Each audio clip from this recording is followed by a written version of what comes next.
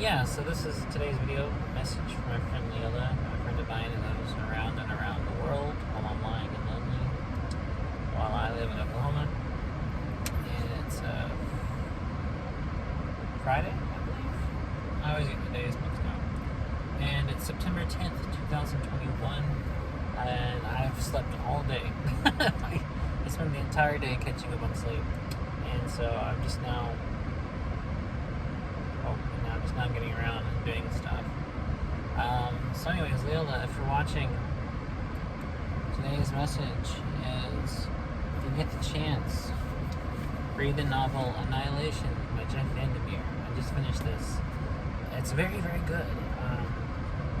It's like a sci-fi horror novel, very psychological, and it's very interesting. They made a film version of it, but I have not seen it yet because I wanted to read it first. And it's very good.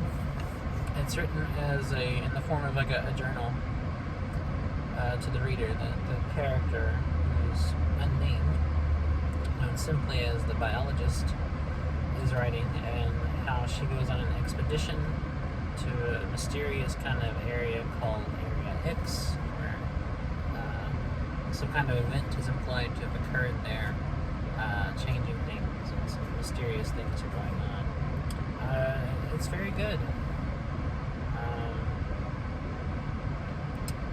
I can read the back of it to you and kind of see if it's something you would be interested in. So it says, Area X has been cut off from the rest of the world for decades. Nature has reclaimed the last vestiges of human civilization. The first expedition returned with reports of a pristine, idyllic landscape. The second expedition ended in mass suicide. The third in a hail of gunfire as its members turned on one another. The members of the 11th expedition returned as shadows of their former selves, and within weeks all had died of cancer. In Annihilation, the first volume of Jeff Vandermeer's Southern Reach trilogy, we joined the 12th expedition. The group is made up of 4 women, an anthropologist, a surveyor, a psychologist, the de facto leader, and our narrator, a biologist. Their mission is to map the terrain, record all observations of their surroundings and of one another, and above else, avoid being contaminated by Area X itself. They arrive expecting the unexpected, and Area X delivers, but it's the surprises that come along the order with them, and the secrets the expedition members are keeping from one another that change everything. Anyway, very good. I like that the novel never mentions anyone by name. Everyone is a title. All the characters are referred to as their title. The anthropologist, the linguist, the husband, the biologist, the surveyor, the psychologist, the lighthouse keeper. Everybody it just is referred to by title. There are no actual names mentioned in the novel, which is very interesting. I'm looking forward to reading the other 2 volumes of this trilogy, particularly with the way this one ends. I'm intrigued. So I'm looking forward to reading that. I'm reading 3 or 4 books right now, so that's the latest one I just finished while I'm reading others. Do you often, I have to ask you this, Lila, do you often read more than one book at a time?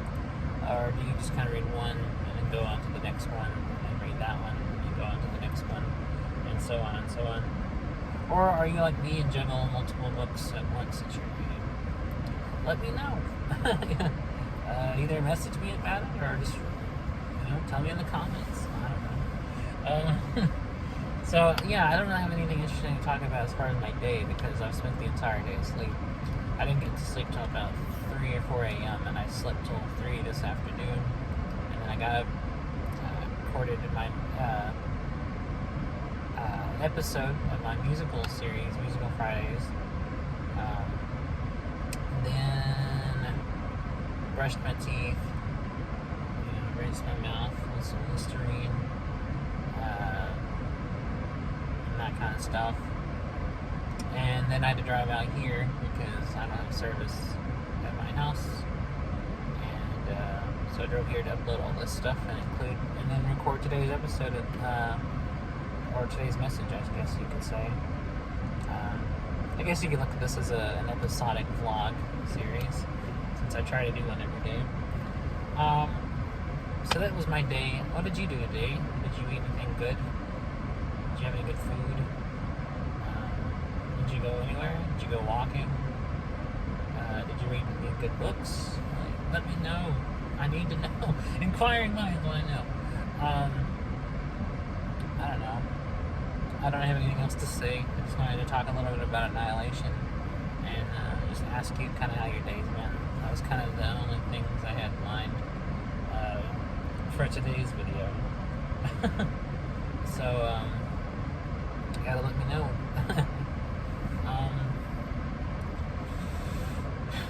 I've been thinking about writing projects. I have several ideas for stories, but lately writing has been really hard for me because I just kind of lacked the motivation to do it. I go through long periods where I can't really write anything. I have a lot of ideas when I write, and I always have new ideas for stories or whatever. But just writing itself is really hard for me right now. I don't know, sometimes it's the easiest thing in the world, and I can just sit down and just write a bunch of short stories or a bunch of poems or some non-fiction pieces. And other times it's the hardest thing in the world, and I go months without writing anything. And I'm kind of in the latter period right now. I'm very cyclical. I go through cycles where I write a bunch and then I don't write anything for a while, or I read a lot of books and then I go through periods where I don't read anything for a while.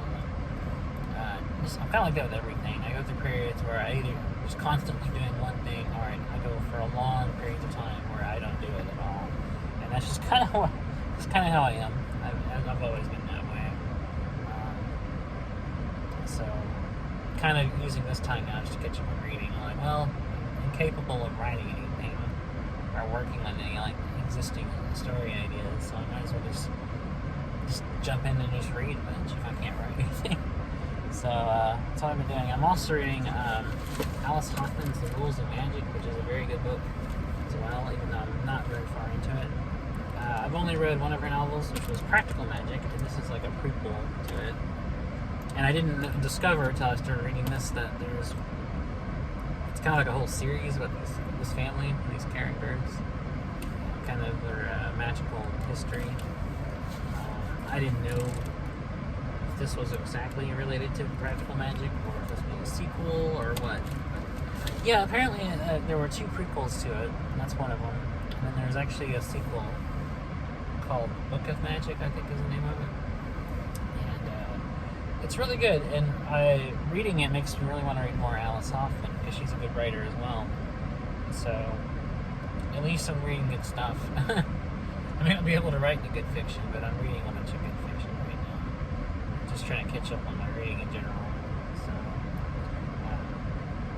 I met my Goodreads goal the other day, and even now I'm still reading more stuff, adding on to it.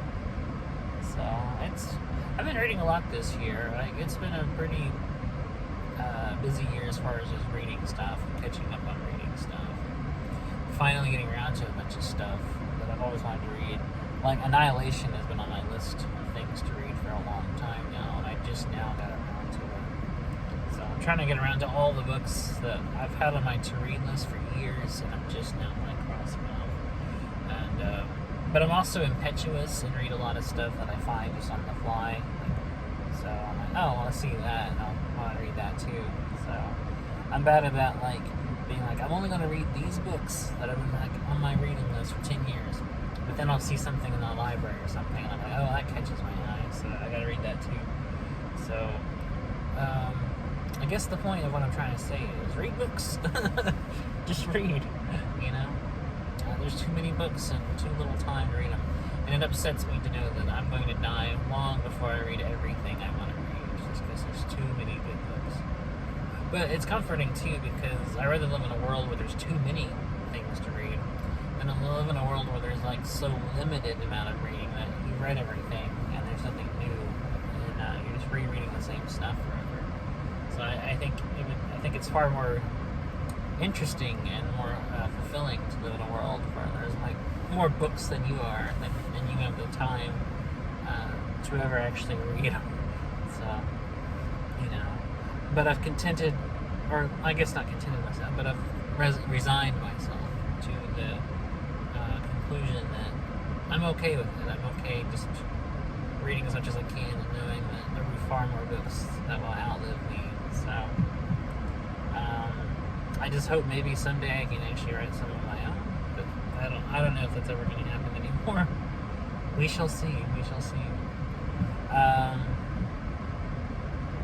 So yeah, just book stuff. I don't have anything else to talk about. So I hope you're doing okay. Like I said, I miss you always. Like, that's just a given. I'm always just missing you. I love you very much. And I want you to know I'm proud of you for being a wonderful, beautiful person that you are, despite the world that we live in and how it can drag us down and make us bitter and make us angry. And I think that's frankly amazing that you're able to stay so kind and stay so humble and stay so loving after just kind of how much humanity sucks. So I think that's great. And I don't know, it inspires me to be a better person. You inspire me every day in a lot of different ways. So I hope you know that.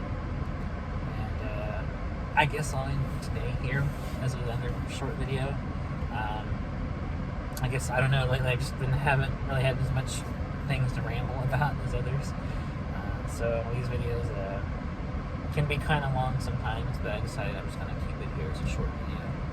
So I hope you're doing okay. I hope you're having a good night. You're probably asleep right now, but I hope you watch this when you wake up and know that I miss you like crazy, and I love you. So I hope you're doing okay. Hope your family's well. Let me know how they're doing. And I will be back tomorrow, as always, to try to do another one of these and try not